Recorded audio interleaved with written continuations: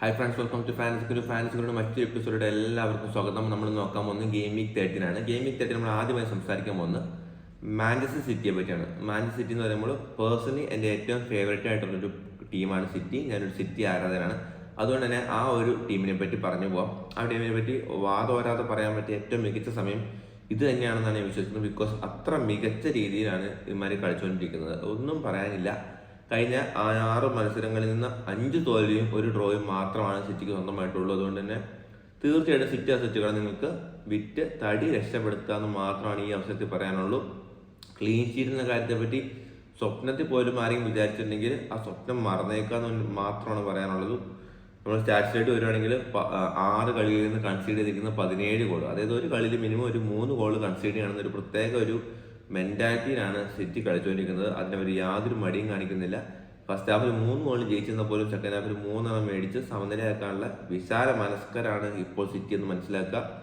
35 ചാൻസുകളാണ് കഴിഞ്ഞ 6 കളികളിൽ നിന്ന് അവർ കൺസീഡ് ചെയ്തിരിക്കുന്നത്. ഇതൊക്കെ എന്തുകൊണ്ട് വരുന്നു എന്ന് ചോദിച്ചാൽ മെയിൻ ആയിട്ടുള്ള റീസൺ റോഡ്രി എന്നൊരു കളിക്കാരൻ്റെ അഭാവമാണ്. ആ ടീമിന് റോഡ്രി എത്രത്തോളം ഒരു ഇൻഫ്ലുവൻസ് ചെയ്തിരുന്നു എന്നുള്ളത് ഇപ്പോഴാണ് എനിക്ക് പോലും മനസ്സിലാവുന്നത്. അതുകൊണ്ട് തന്നെ റോഡ് വരാത്തിടത്തോളം കാലം സിറ്റി അസറ്റുകൾ അല്ലെങ്കിൽ സിറ്റി ഡിഫൻഡേഴ്സിന് ടീമിലേക്ക് വെക്കുന്നത് എന്നുള്ളത് ആത്മഹത്യപരമായിരിക്കും.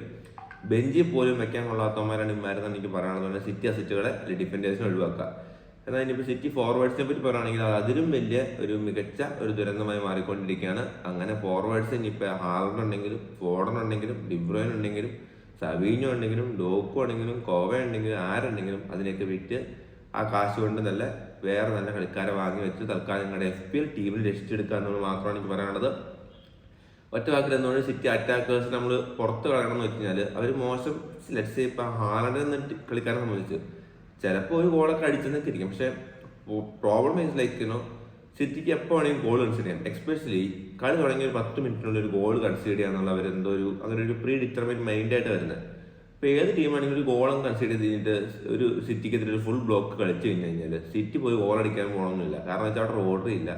ഡിബ്രോയിൻ ആണെങ്കിൽ ഒരു 88 അല്ലെങ്കിൽ 89 അര മിനിറ്റൊക്കെ ആകുമ്പോഴത്തേക്കും പുള്ളി വരും. പിന്നെ അവിടെ ഗോൾ അടിക്കാനുള്ള സാധ്യതയൊന്നുമില്ല. അതുകൊണ്ട് തന്നെ എപ്പോൾ ആണെങ്കിൽ സിറ്റി ഗോൾ അടിക്കാം. അങ്ങനെ വരുമ്പോൾ ലോ ബ്ലോക്ക് ചെയ്ത് സിറ്റിനെ ഈസി ആയിട്ട് നള്ളിലേക്ക് ചെയ്യാൻ കഴിയുന്നുള്ള കാര്യം എല്ലാ ടീമുകളും മനസ്സിലാക്കിയിരിക്കുന്നു. ഗാർഡിയോള ഒഴിച്ച് ബാക്കി എല്ലാവർക്കും അത് മനസ്സിലാവുന്നുണ്ട്. അതുകൊണ്ട് തന്നെ സിറ്റി അറ്റാക്കേഴ്സിനെ കൊണ്ടും വലിയ കാര്യം ഉണ്ടാവില്ല. ഹാലൻഡ് അവിടെ ഒരു ഗോൾ അടിച്ച് 15 മിനിറ്റ് അല്ലെങ്കിൽ 14.9 മിനിറ്റ് ഒരു ഗോൾ അടിച്ചെന്ന് വെച്ച് വലിയ സംഭവം. നമുക്ക് അതേ പൈസയ്ക്ക് അല്ലെങ്കിൽ പകുതി പൈസയ്ക്ക് ഗോൾ അടിക്കാൻ പറ്റും. വേറെ എടുക്കുമ്പോൾ നമുക്ക് ടീമിനായിട്ട് എടുക്കാമല്ലോ.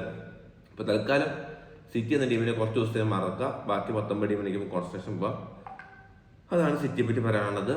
ഇനി നമുക്ക് വരാനുള്ളത് ആഴ്സണലിനെ പറ്റിയാണ്. നമുക്ക് കുറച്ച് ദിവസങ്ങളായിട്ട് കുറച്ച് ഗെയിം വീക്കുകളായിട്ട് നമുക്ക് ആഴ്സണലിനെ പതുക്കെ ചവിട്ടി വെച്ചേക്കുമായിരുന്നു. പക്ഷേ ഇനിയിപ്പോൾ ആഴ്സണലായിട്ട് നമ്മൾ ശ്രദ്ധ തിരിക്കേണ്ട സമയമാണ്. എസ്പെഷ്യലി അവരുടെ ക്യാപ്റ്റനായ മാർട്ടിൻ ഒഡേഗാർഡ് തിരിച്ചു വന്നത് വളരെ മികച്ചൊരു ബൂസ്റ്റപ്പ് ആ ടീമിന് നൽകുന്നുണ്ട്. ബോത്ത് ഡിഫൻസീവിന് അറ്റാക്കിങ്ങിൽ അത് വ്യക്തമായി കാണുന്നുണ്ട്. എസ്പെഷ്യലി സാക്കയെ സംബന്ധിച്ച് ഒഡേഗാർഡ് ചെയ്തപ്പോൾ സാക്കിക്കുള്ള സർവീസ് വളരെ കുറവായിരുന്നു. അത് നമുക്ക് സാക്കയുടെ റിട്ടേൺ കണ്ടറിയാം. പക്ഷേ ഒഡേഗാർഡ് വന്നതിന് ശേഷം സാക്ക് കുറച്ചുകൂടി ഫ്രീ ആയിട്ടുണ്ടാവുമെങ്കിൽ അതുകൊണ്ട് തന്നെ സാക്കയുടെ റിട്ടേൺ നമുക്ക് തീർച്ചയായിട്ടും പ്രതീക്ഷിക്കാം. അതുകൊണ്ട് തന്നെ സാക്കെ നമുക്ക് ടീമിനായിട്ട് എടുക്കാൻ കഴിയണം. ഇനി ഡിഫൻഡേഴ്സിലേക്ക് വരുവാണെങ്കിൽ അവർ ഡിഫൻസീവ് സ്റ്റാറ്റ്സും ഒഡേഗാർഡ് വന്നതിന് ശേഷം മെച്ചപ്പെട്ടിട്ടുണ്ട്. ഈസി റൺ ഓഫ് ഫിക്സേഴ്സ് ആണ് വരുന്നത്. ഈ പറഞ്ഞ അവർ ഡിഫൻസിന് ഇപ്പോൾ ആരെടുക്കണം എന്ന് വെച്ച് കഴിഞ്ഞാൽ എൻ്റെ ടോപ്പ് 3 പിക്സ് ആരൊക്കെയാന്ന് വെച്ച് കഴിഞ്ഞാൽ 1 സാക്കി എടുക്കാം, 2 ഗബ്രിയൻ എടുക്കാം, 3 ടിംബർ എടുക്കാം. ടിംബർ എന്ന് പറയുമ്പോൾ സ്ലൈറ്റ്ലി ചീപ്പാണ്. ബെൻമോയിറ്റ് ആ ഒരു സൈഡിൽ ഇൻജോർഡ് ആണ്. ടിംബർ അത്യാവശ്യം അറ്റാക്കിംഗ് പൊസിഷനായിട്ട് പെനാൽറ്റി ബോക്സിൽ ഒരു ഇൻവോൾവ്മെന്റ് കാണുന്നുണ്ട്. അതുകൊണ്ട് തന്നെ ഈ സാക്ക, ഗബ്രിയൽ, ടിംബർ ഈ 3 കളിക്കാർക്ക് ഞാൻ സജസ്റ്റ് ചെയ്യുന്നത്. ഹാവേർട്സിനെ ഞാൻ തൽക്കാലം സജസ്റ്റ് ചെയ്യുന്നില്ല. സ്റ്റാറ്റ്യൂസ് ഒരു ബാക്കപ്പ് കാണുന്നുമില്ല. അതുകൊണ്ട് തന്നെ ആഴ്സണൽ അസറ്റിലേക്ക് നമുക്ക് തിരിച്ചു പോകാനുള്ള സമയം ഏറെക്കുറെ ആയിരിക്കുന്നു. Especially they are expecting more clean sheet. അതുകൊണ്ടാണ് ആഴ്സണലിനെ പറ്റി പറഞ്ഞു പോകുന്നത്. ഇനി പറയാനുള്ള മറ്റൊരു കളിക്കാരനെ പറ്റിയാണ് ബ്രയാൻ എംബ്യൂമോ. നമ്മുടെ ടീമിനൊക്കെ എല്ലാവരും കുറച്ച് ദിവസങ്ങളായിട്ട് എടുത്തു വെച്ചിരിക്കുന്നു. എന്നാൽ 2-3 കളികളായിട്ട് നമ്മൾ ശ്രദ്ധിക്കപ്പെടാതെ അല്ലെങ്കിൽ പോയിന്റ് തരാതെ സ്റ്റിൽ നമ്മുടെ ടീമിന് കളിച്ചു നിൽക്കുന്ന കളിക്കാരാണ് ബ്രയാൻ എംബ്യൂമോയെ സംബന്ധിച്ച് ഈ ഒരു വീക്ക് എഗെയിൻസ്റ്റ് ലെയ്സ്റ്റർ സിറ്റി പുള്ളിയുടെ ലാസ്റ്റ് ചാൻസ് ആയിരിക്കണം. പുള്ളിക്ക് യാതൊരു സ്റ്റാറ്റ്സ് ബാക്കപ്പ് ഇല്ല. Earlier also didn't have much stats backup. 8 ഗോളുകളാണ് താരം ആകെ സ്വന്തമാക്കിയത്. അതിൽ 2 പെനാൽറ്റി ആയിരുന്നു. ബാക്കി 6 ഗോൾ അടിച്ചത് എക്സ്പെക്റ്റഡ് ഗോൾ ഓഫ് 2.3, അതായത് 2.3 ഗോൾ അടിക്കുന്ന സമയത്ത് പുള്ളി 6 ഗോൾ അടിച്ച് നമ്മളെ ആകെ വിസ്മയിപ്പിച്ച ഒരു താരമാണ്. അതായത് ഓവർ പെർഫോംഡ് ആണ്. സ്റ്റാറ്റ്സ് ബാക്കപ്പ് തൽക്കാലം ഇല്ല എന്ന് തന്നെ പറയണില്ല. അതുകൊണ്ട് തന്നെ ബ്രയാൻ എംബ്യൂമോക്ക് ലാസ്റ്റ് അവസരം കൊടുക്കുക. അതിനുശേഷം ഫിക്സ്റ്റേഴ്സ് വരുന്നത് വെച്ച് കഴിഞ്ഞാൽ Aston Villa, Newcastle, Chelsea, Nottingham Forest, Brighton, Arsenal, Southampton, City, Liverpool കടുകെട്ട് ഫിക്സ്റ്റേഴ്സാണ് വരുന്നത്. ഇനി 3 കളികളിൽ നമുക്ക് എംബ്യൂമയുടെ സ്റ്റാറ്റ്സിലോട്ട് വന്നാലോ. 0 shot on target, 0 big chance, 0 big chance created, expected goal of 1.013, 0.38 expected assist. അതുകൊണ്ട് തന്നെ സ്റ്റാറ്റ്സ് ബാക്കും കാര്യമായിട്ടില്ല. അതുകൊണ്ട് തന്നെ എംബ്യൂമയ്ക്ക് അവസാനം കൊടുക്കാമെന്ന് മാത്രമാണ് പറയാനുള്ളത്. ഇനി എല്ലാവരും മറ്റൊരു ക്വസ്റ്റ്യൻ മനസ്സിലേക്ക് വരുന്നത്, ഈ ആഴ്ച വരുന്നത് ഇസാക്കിന് എടുക്കണം, അല്ലെങ്കിൽ ജാക്സൺ എടുക്കാം, അല്ലെങ്കിൽ കൂനിയൻ എടുക്കാം. അപ്പൊ ഇവരിൽ ആരെടുക്കണം എന്നുള്ള ചോദ്യമാണ് ഈ ഒരു സിനാരിയോയിൽ പറഞ്ഞു വെക്കാൻ പോകുന്നത്. അറ്റ് ദ മൊമെന്റ് ഈ 3 പേരെ നമുക്ക് കമ്പയർ നോക്കുകയാണെങ്കിൽ ഇസാക്കിനെ സംബന്ധിച്ച് നോക്കും, ന്യൂകാസിലിന് വേണ്ടി കളിക്കുന്നു, മികച്ച രീതിയിൽ കളിച്ചു വരുന്നു. ഒരൊറ്റ ഡ്രോബാക്ക് ഉള്ളത്, കാലം വിൽസൺ കഴിഞ്ഞ കളിയിൽ സബ്സ്റ്റിറ്റ്യൂട്ട് ആയിട്ട് ഇറങ്ങി. ചിലപ്പോൾ അടുത്ത കളിയിൽ സ്റ്റാർട്ട് ചെയ്യാനോ അല്ലെങ്കിൽ സബ്സ്റ്റിറ്റ്യൂട്ട് ചെയ്ത് വരാനോ ചാൻസ് ഉണ്ട്.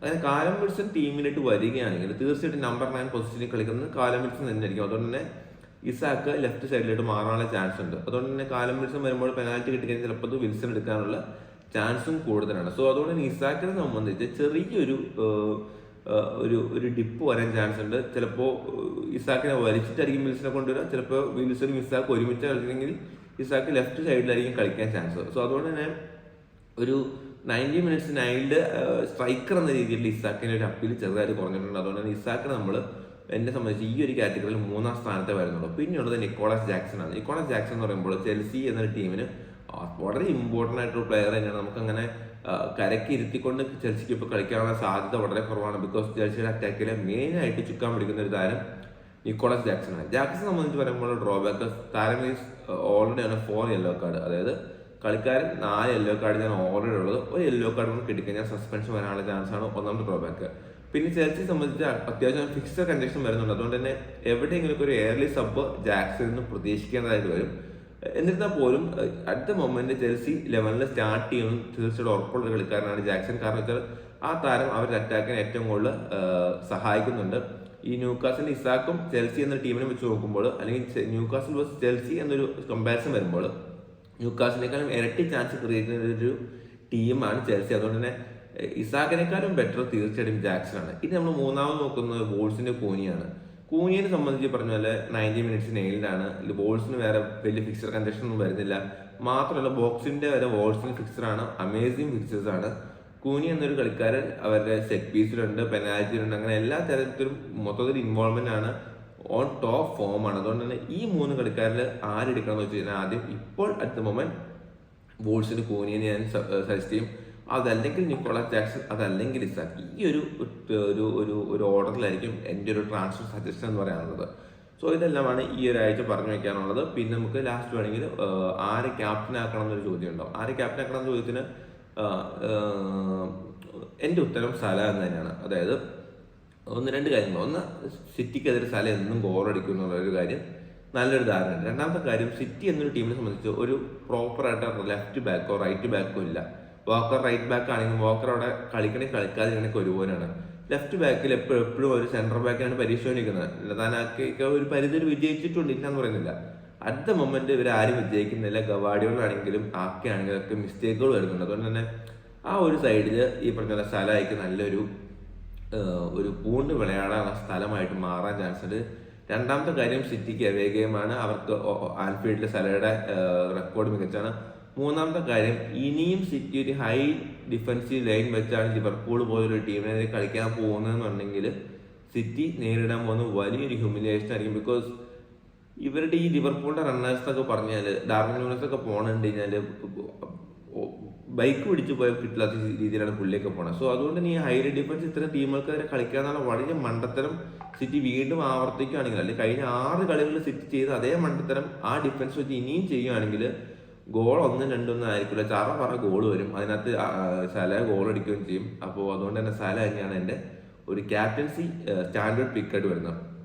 ഇനി ഇതിൻ്റെ കൂടെ പറഞ്ഞു വെക്കേണ്ട കാര്യം, നിങ്ങൾക്ക് ഇപ്പോൾ സല അങ്ങനെ ഗോൾ അടിക്കില്ല, ഞാൻ സിറ്റിയെ കൂടുതൽ താത്തി പറയുകയാണ്, അല്ലെങ്കിൽ എൻ്റെ ഫസ്ട്രേഷൻ കൊണ്ടാണ് ഞാൻ ഇങ്ങനെയൊക്കെ പറയാൻ തോന്നുന്നുണ്ടെങ്കിൽ this is the best time to take a risk. അതല്ലാത്ത ബാക്കി എല്ലാ അസറ്റുകളും ഒരു ഈക്വൽ ചാൻസ് ആണ്. എസ്പെഷ്യലി നമ്മൾ അടുത്ത ആഴ്ച ബ്രയാൻ എംബ്യൂമേനൊക്കെ വിൽക്കാൻ നിൽക്കുകയാണെങ്കിൽ ഈ ആഴ്ച ലാസ്റ്റ് ആയിട്ടൊരു ചാൻസ് പോകുന്നതിന് മുമ്പായിട്ടൊരു പുള്ളിക്കൊരു സമാധാനമായിക്കോട്ടെ എഴുതിയിട്ട് ആ ക്യാപ്റ്റൻ അമ്പാൻ്റെയും കൊടുത്ത് ഞാൻ ചിലപ്പോൾ അഗെയിൻസ്റ്റ് ലേസർ ഒരു ഗോളൊക്കെ അടിച്ച് കയറി വരാം. സോ പാൽമറൊക്കെ ചെറിയ ഓപ്ഷൻ തന്നെയാണ്. സോ ഓൾ ടുഗദർ എന്നോട് ചോദിച്ചു കഴിഞ്ഞാൽ എനിക്ക് പറയാൻ കഴിയുക സലയെ ക്യാപ്റ്റൻ ആക്കാന്ന് മാത്രമാണ്.